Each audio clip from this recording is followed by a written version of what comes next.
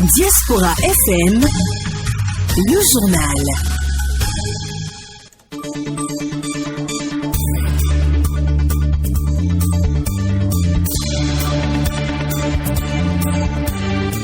Mesdames, Messieurs, bonsoir. Merci d'être au rendez-vous de cette édition d'information sur la 102.3 Diaspora FM. Voici les titres. La vaccination contre la COVID-19 lancée au Bénin depuis le 31 mars 2021 se poursuit malgré les appels du gouvernement. Des Béninois restent encore réticents à se faire vacciner. Nous en parlerons dans cette édition. Et au cours de ce journal, nous reviendrons également sur les explications du porte-parole secrétaire général adjoint du gouvernement à propos des réformes en cours dans le sous-secteur de l'enseignement supérieur.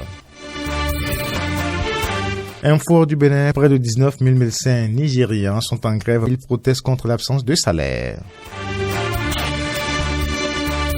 Ce sont là les titres de l'actualité. Mesdames, Messieurs, merci de rester avec nous pour la suite. Les détails dans un instant. Corneille Haïssé.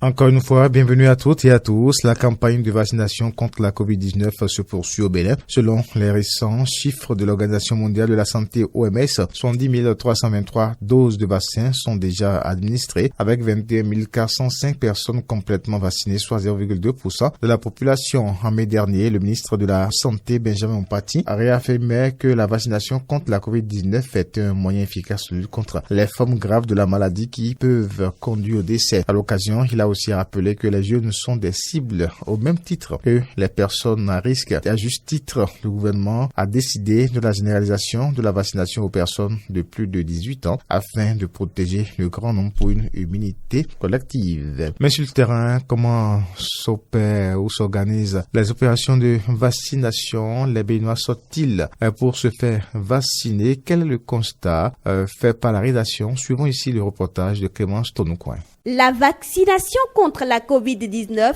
était au départ limitée à certaines couches de la population et certains corps de métier. Elle a été ensuite élargie à tous les citoyens âgés d'au moins 18 ans. Le chef de l'État et quelques ministres du gouvernement ont donné le bon exemple. Malgré cela, des citoyens ne sont pas décidés à se faire vacciner. Nous avons rencontré quelques personnes concernées. Personnellement, je ne l'ai pas fait et j'ai de résistance par rapport à ça. C'est vrai que le chef de l'État a donné l'exemple en se faisant vacciner. Mais nous suivons les chaînes à l'international aussi et les médias internationaux. Nous sommes sur les réseaux sociaux. Cela nous amène à être vraiment réticents. Franchement, je ne l'ai pas encore fait parce qu'il y a trop de polémiques autour.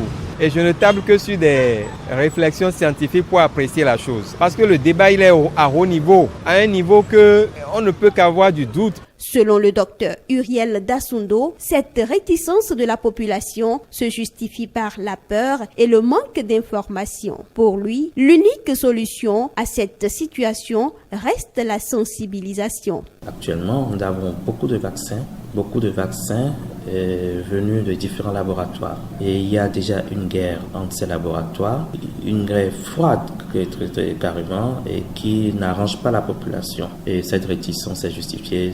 C'est la peur, c'est l'insécurité. On n'est pas tranquille et il faut dans ce cas informer les populations pour dire bon voilà, nous avons quand même des vaccins sur le marché béninois qui sont de très bonne qualité. Moi, j'ai déjà fait mes 2 doses de vaccination anti-Covid. Je ne suis pas mort, je ne suis pas tombé malade, je suis agent de santé, je me porte très bien. Comme tout produit, les vaccins anti-Covid ont une date d'expiration. Ne pas les utiliser avant cette date serait du gaspillage. Docteur Uriel Dassundo. Si pendant une période donnée, le produit n'a pas été injecté, on sera obligé purement et simplement de mettre de côté et de jeter, tout simplement. Mais ce serait du gâchis pour notre pays, ce serait du gâchis pour le ministère de la Santé. Le porte-parole du gouvernement, lors de sa dernière conférence de presse, n'a pas manqué d'inviter les populations à faire le bon geste. Wilfried Léandre Humbedji. De demander à l'ensemble de nos compatriotes d'aller dans les centres de santé, là où les vaccins sont disponibles, pour aller recevoir leur dose. La vaccination reste l'un des moyens les plus efficaces de lutte contre la pandémie. On parle maintenant des réformes en cours dans le sous-secteur de l'enseignement supérieur. Le porte-parole du gouvernement a apporté des clarifications aux hommes des médias sur la question portant bien évidemment sur ces réformes engagées dans ce sous-secteur. Wilfried Léon-Ngbeji. Quelle est la finalité de la démocratie? C'est le développement, c'est l'épanouissement, aussi bien au plan national que sur les structures ou les localités où le principe démocratique s'applique. Nous avons fait une expérience avec nos universités publiques en promouvant la désignation au suffrage universel de leurs responsables. À l'heure du bilan, je ne suis pas universitaire, je ne suis plus étudiant non plus, mais à l'heure du bilan, les acteurs eux-mêmes restent sur leur fin quant aux effets recherchés à travers cette réforme. Et puis, rassurez-vous, ça n'est pas une décision du gouvernement, ça n'est pas une imposition du gouvernement. Le gouvernement a mis en place, là encore une fois, dans une démarche participative, consensuelle, a mis en place une commission qui a travaillé, a déposé son rapport avec des propositions et ce rapport a été soumis à l'analyse des experts, aussi bien du public que du privé et même associatif à l'occasion du séminaire national qui a été organisé pour faire le point, trancher et faire les grands arbitrages. C'est ça qui a débouché sur la décision d'organiser désormais la désignation des dirigeants de nos universités publiques par l'État central directement. Et donc, il faut espérer que le processus qui va se mettre en place, puisqu'il s'agira surtout d'appel à candidature, va faire en sorte que émergent les meilleurs profils en termes de qualification, mais aussi en termes de capacité de gestion. Et ces meilleurs profils vont être regardés, le gouvernement va faire les choix, procéder à la nomination et, fort évidemment, avec la dynamique de promotion du sens de responsabilité, mais aussi de bonne gouvernance qui prévaut dans notre pays depuis au moins 5 ans maintenant, ces futurs responsables seront jugés au résultat. Et nous apprécierons tous ensemble si ça n'a pas été une bonne décision que de prôner désormais la désignation et d'attacher à ces personnes l'obligation de résultat dans les différentes fonctions qu'elles seront appelées à occuper. Voilà la perspective et donc on peut bien constater que, a priori, il ne s'agit pas d'un recul démocratique. L'objectif poursuivi, c'est la performance de nos universités, c'est la recherche de l'efficacité au service des étudiants, au service des plus jeunes et au service du Bénin en un mot. Autre actualité, communément appelée racoleurs, ils sont présents sur les gares routières. Leur activité consiste à aider les conducteurs de taxi à faire le plein de passagers. Comme dans tout métier, les racoleurs racontent des difficultés dans l'exercice de leur métier. Carnot François Rumbeli-Rentor a réalisé un reportage sur les risques que présente ce métier. Longtemps considéré comme une activité illégale, le métier de racoleur s'est définitivement installé sur les gares routières. Le racoleur a pour rôle d'aider les passagers qui désirent prendre un taxi de parvenir à leur fin, moyennant de l'argent de la part des conducteurs de taxi. Il est donc différent de l'agent chargeur. Il y a nos collègues qui ont le permis et qui n'ont pas de boulot, qui nous aident à faire le chargement. On les appelle les agents chargeurs. Et il y a les gens qui n'ont pas le permis et qui nous cherchent des passagers. Ceux-là vont au bord de la voie, au bord du marché pour nous amener les passagers. C'est les agents racoleurs. Si les clients sont arrivés avec leur bagage, s'ils déposent, c'est les racoleurs qui suivent ça. C'est un métier qui présente plusieurs risques, comme nous le confirme ici des racoleurs et chauffeurs rencontrés sur le parc automobile du marché international d'Antokpa.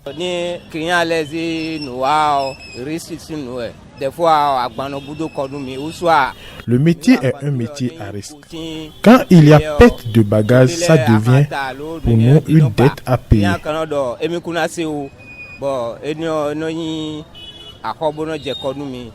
Les peines, ils ont mal au rein. De telle enseigne que de temps en temps, on cotise pour les envoyer. En plus de ces difficultés, celle liée à la rémunération est également évoquée. Quand nous travaillons avec eux, nous sommes parfois à coup de force car le métier demande d'être fort physiquement. Le pire est qu'on ne gagne pas beaucoup.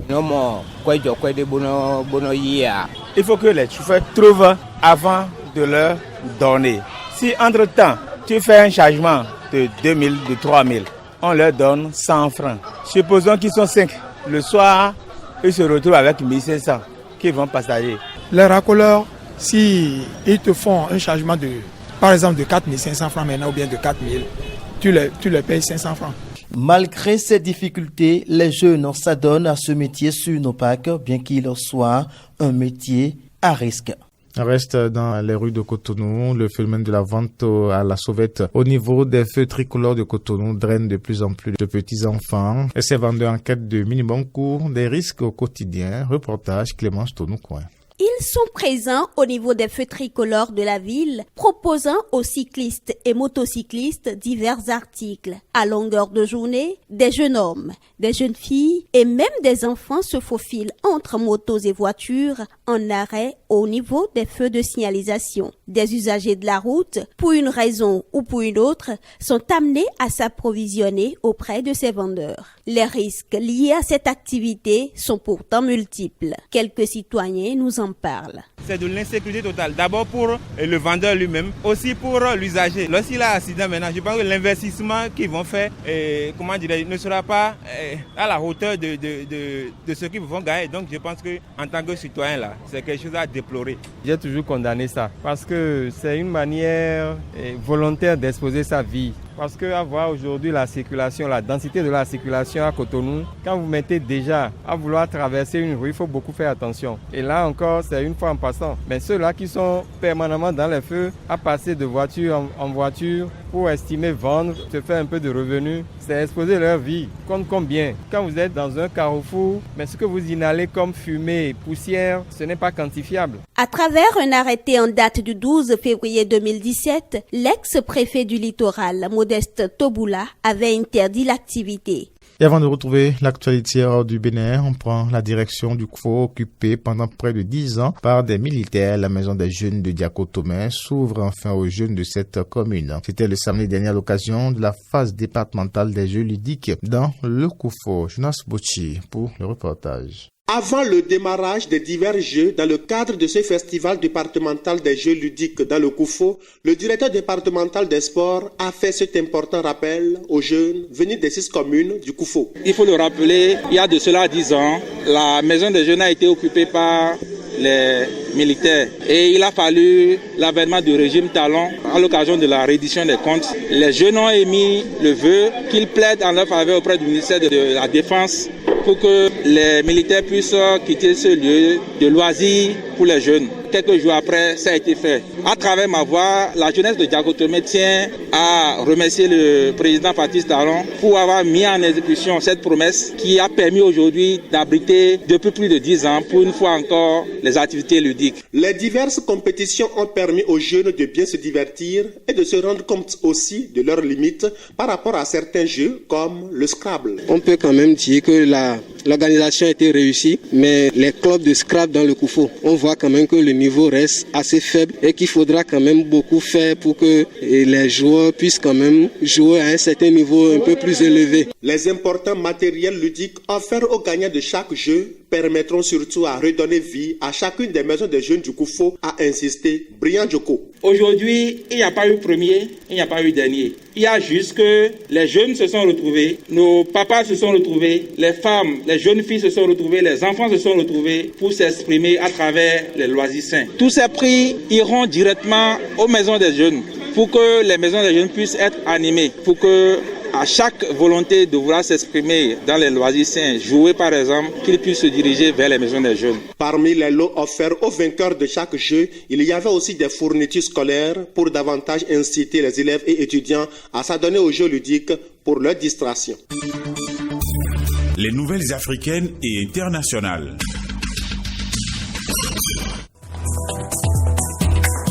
Près de 19 000 médecins nigérians sont en grève pour la 4e fois depuis le début de la pandémie. Ces praticiens ont interrompu leur activité pour protester contre l'absence de salaire. Le Soudan va remettre l'ancien président Omar el-Béchir et 2 autres dirigeants à la Cour pénale internationale qui les recherchaient depuis plus de 10 ans pour génocide et crimes contre l'humanité lors du conflit meurtrier au Darfour. Ainsi en a décidé le Conseil des ministres. Il n'a pas précisé la date de l'extradition des 3 anciens dirigeants qui doit être discutée entre le gouvernement et le Conseil souverain, plus haute instance chargée de la transition. Le chef de la diplomatie israélienne, Yair Lapid, est arrivé mercredi au Maroc pour une première visite dans le royaume d'un haut responsable de l'État hébreu, 7 mois après la normalisation des relations entre les deux pays. Il s'agit de la première visite officielle dans le pays depuis que les deux États ont convenu de renouer leurs liens diplomatiques en décembre dernier. La délégation israélienne est attendue au mausolée royal où sont enterrés les rois Hassan II et Mohamed V avant la rencontre bilatérale entre Yair Lapid et Nasser Bourita. Et avant de mettre un terme à cette édition, Emmanuel Macron a réuni ses ministres en visioconférence pour la plupart ce jour pour un conseil de défense sanitaire face à la très préoccupante hausse des cas de Covid-19 aux Antilles où la vaccination peine. La crise sanitaire n'est pas derrière nous et durera encore plusieurs mois, a averti le président français Emmanuel Macron, qui a une nouvelle fois insisté sur l'importance de la vaccination pour éviter que la circulation du variant Delta ne s'accentue encore et n'impose de nouvelles restrictions. De telles mesures ont déjà été mises en œuvre ou sont sur le point de l'être en Martinique et en Guadeloupe, touchés par une flambée des cas.